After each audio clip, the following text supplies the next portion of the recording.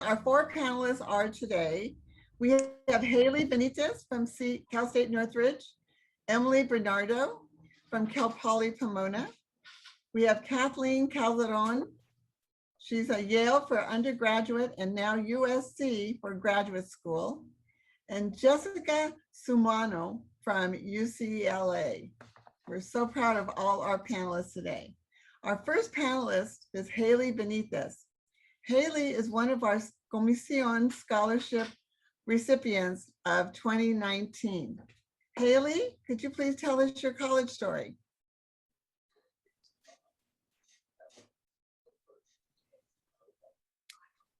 Hayley? Yes, I can. Oh, I can't see you, so I don't know where you are. There you are, Hayley. We're looking for you. How are you? I'm good. How are you? I'm happy to be I'm here. good. Okay. I can start right now. So good morning, everyone. My name is Hayley Benitez. I was a recipient for the 2019 Comision Femenil Scholarship. I heard about Comision Femenil through one of my mentors in College Bound who advised me to apply. For those of you who don't know what College Bound is, it's a program through the Boys and Girls Club. This program is at certain high schools. They're not at all of them. And so as a mentor in College Bound, they gave me the application. They're like, hey, I think that you would be perfect for this application. And so I applied to it and I got it. And so one of my biggest concerns as I applied to CSUN was financing the hefty cost that college brings. I come from a low income family, and so my family just didn't have that money to send me to school. And so at that point, I was very worried that I wasn't going to be able to attend college because my parents just couldn't support me financially. And so because of the scholarship, Comision Femenil helped me on my path to college with their scholarship, but also through their advice that they gave me. And I do want to say that because of Comision, they were able to change my life, and they created a better future for me that is filled with love and support and lots of success. A little bit about myself. As a high school student, and even now, I'm super involved with my community, the Latino community. In high school, I spent most of my time volunteering in organizations and trying to get myself involved. I was a part of various clubs such as Keystone and Yearbook, Mecha, Mission Possible. I was trying my best to help out my community and be there for them just the way that they were there for me. Um, I'm also a mentor for small children. So at a nearby elementary school, I was volunteering there, and I was even, paving that path to college for them, talking about different majors with them, talking about the different opportunities that they would get once they got to high school and college, and what they could do as they were growing up.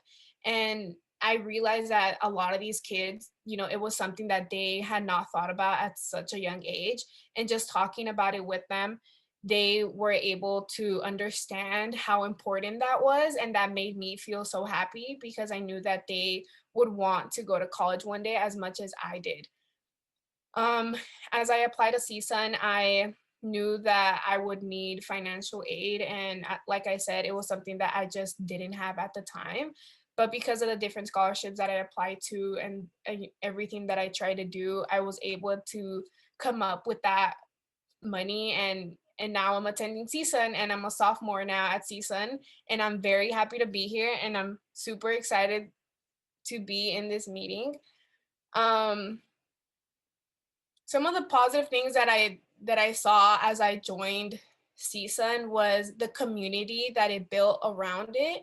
I felt so connected with not just the staff at CSUN, but all the other students at CSUN.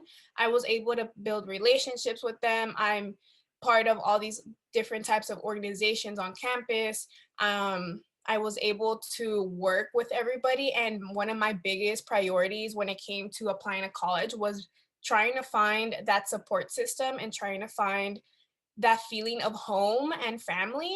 And at CSUN, this is where I found that. Since COVID hit, we have all been online, and it did affect my college experience quite a bit because I'm not getting the same interactions as I used to get when I was in person at CSUN. I personally feel that, I kind of lost a lot of my education because of COVID, because I'm more of a in-person learner. And so because of COVID, I just feel that I lost a lot of my learning because I'm not present there. Everything's through a computer. And I know that a lot of other students feel that way as well, where they feel that COVID kind of took that experience from them. And I'm really hoping that as this goes along and this becomes our new normal, that we're able to adapt better and that we're able to, one day go back on campus and work with everybody, because I do feel that everybody should get that college experience as a freshman, as a sophomore, and even going in. It's something that everybody should face because it's amazing, and the fact that a lot of freshmen aren't able to experience that right now is it's a bit sad, but I know that we can all get through it. um some of the challenges that I faced while not just applying to CSUN but being at CSUN is that I personally saw that um there's not a lot of women in STEM, and so it's something that we as as a Latina, like, we should be working on that, and we should be trying to focus on trying to fill that void. And it's super important that we're educating ourselves and that we're working together, because at the end of the day we are a community, and we should be able to support one another in those aspects. um Hayley, thank you so much for that that was experience and sharing those, challenges with us. We really appreciate that. And thank you so much. So I'm gonna go ahead and take it off to our second panelist, Emily Bernardo. She is a second year student at Cal Poly Pomona. So Emily, can you tell us about your college experience? You have about 4 minutes. Hi everyone, I'm Emily Bernardo and I am a second year aerospace engineering major at Cal Poly Pomona. Now I am from Northern California, so I wasn't able to get involved with Comision Femenil when I was in high school, and I know I would have enjoyed it, but I'm here today to talk about my college experiences and how I prepared for college. So when I was preparing to go to college, one of the most important things that I took the time to do was take college courses through my local community college. Over the course of 3 summers, I took 5 college courses, and it takes a lot out of you, and it really sucks to lose those summers, but it was really important to me, and I knew that I was going to be attending one of the 23 California state universities, and all of these CSUs have the same general education requirements, or the GEs. So I talked to a counselor, I talked to my parents, I did research, and I was able to find out which of the GEs I was going to be able to fulfill by taking courses through my local community college. And by doing this, I was able to get a total of 15 units, which doesn't seem like a lot of units when you're outlining it over the course of a 4 year college experience. But by taking those 15 units over those 3 summers, I was able to get a full semester ahead of my peers. Now, I was able to do this, and it really helped me further myself and prepare myself for college. And one of the ways that this really helped me was that it lessened my load as I went into college. And that made time for me to focus on really getting involved in college. So one of the ways that I got involved was by joining clubs. And I'm a very introverted and shy individual, but I really wanted to get involved. So I knew that I was going to join one club for my major and one club just for me to have fun. So to do this, I went and I joined the Society of Women Engineers Club, and that led me to meet a ton of other strong and just really empowering women who were in the same major as me, who understood the experiences that I was going through.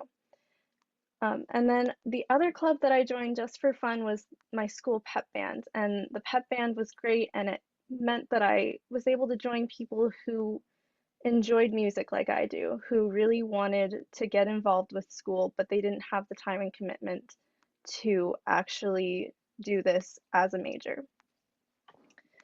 So joining these clubs was an amazing way for me to get involved with my school and with my classmates. And I was really lucky to be able to do that.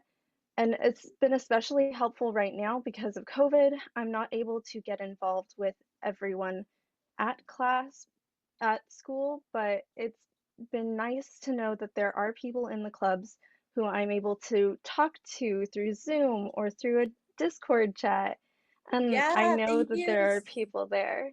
Yeah, thank you so much, Emily. You're absolutely right on how we can stay connected through these chapters. So thank you so much for sharing your experience. We're going to go to our third panelist, and that's Cathleen Calderon. She's another recipient of the Comision Femenil and former panelist here at AML. So Kathleen, can you share with us what your experience was from high school to now graduate school at USC?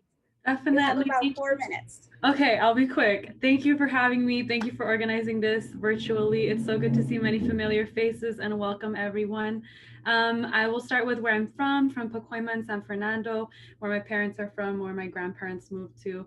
I ended up at Granada Hills Charter High School because I was transferred from schools in San Fernando to the Granada Hills area, so I ended up there, which was a blessing because then I had the help of a college counselor there to tell me about Yale, which I did not know about at all, and so she really encouraged me to apply, and I was very hesitant, and I'm really glad that she did encourage me because I got in, which was a shock and was kind of scary because I wanted to stay in California, but my mom told me you have to go, and so I did, and I'm very glad that she also pushed me in that direction.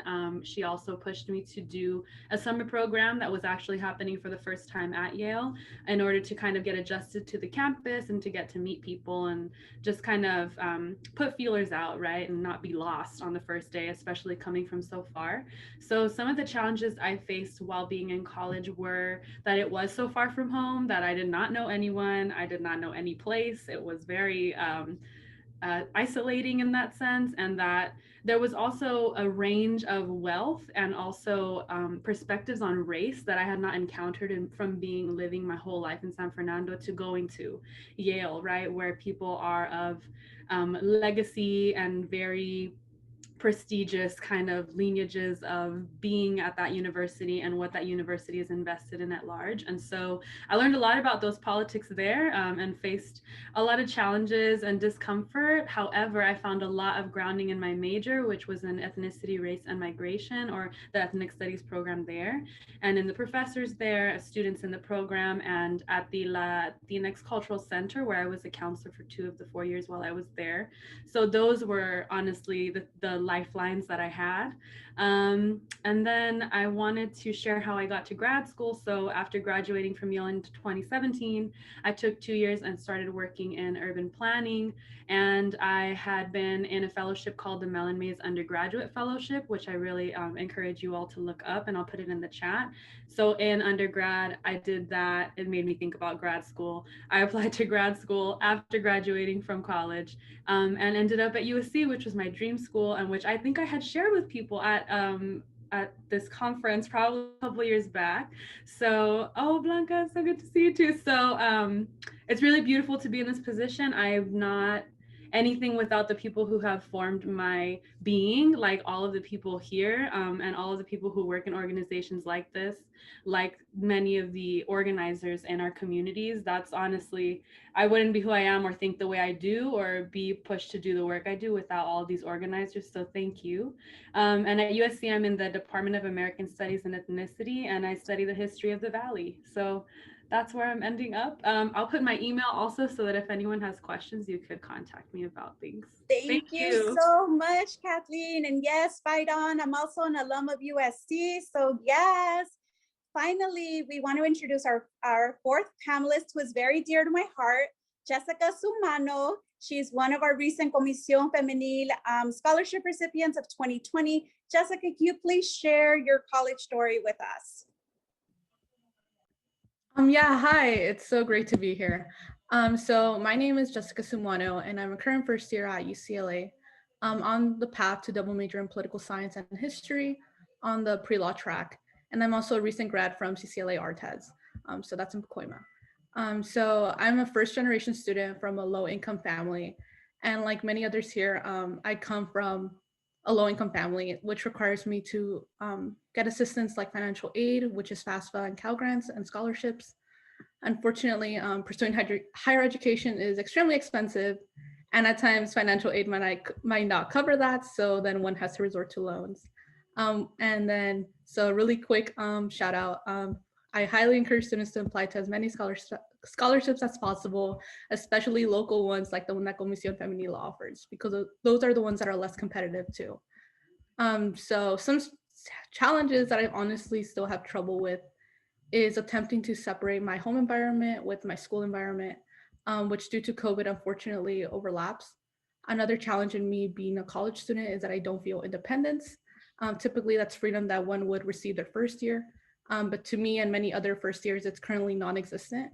And thinking about how that's going to affect me my second year does have me a bit worried. Some positives among the negatives is that in attending such a huge campus like UCLA, there's so many opportunities to become involved with something that you're passionate about. For example, some of my passions are student government, community service, and social activism. Last week, precisely, I held a Matchup UCLA conference for high school students, college students, and parents on how to become more individually inclusive in the Latinx community. I've also been able to lobby with California senators and House of Representatives, which UCLA EVP gave me that opportunity. And that's something I never would have thought would be accessible to me if it was not for virtual learning. COVID has no doubt changed my first year, unfortunately, but you got to keep on moving forward. And although I do attend UCLA and it is so close to home, I've only been there about 2 times. And for someone that doesn't really know the campus, it's about 419 acres and a football field is about 1.32 acres. So that's pretty huge. So since we're still participating in online learning, my classes are either recorded or asynchronous, which means that you don't see your peers at all. And making the chances of socializing and communicating with peers basically non-existent. And if you were in person, that wouldn't be happening. However, don't be discouraged if you plan to attend college this fall. It seems that things will revert back to normal, only if everyone does their part in getting vaccinated and being safe, of course. So it's been great to be here, considering how much this conference helped me discover my own path of higher education. I never would have imagined my 10th grade self being the audience, now being a panel presenter. So thank you, Anita, for having me, and thank you for the Comision. Thank you so much, Jessica. We are so proud of you. We're proud of all our panelists. Thank you, college panelists, for sharing your wonderful stories, experience, and advice for the next generation. I'm sure that this is going to help all our high school students get a better understanding of their college experience. So I just want to say thank you, everybody. I'm Robin Gomez. I'm very happy to have been moderating this part of the conference for you all. I've been with Comision since 2008. It's a wonderful, organization. Thank you so much and many blessings.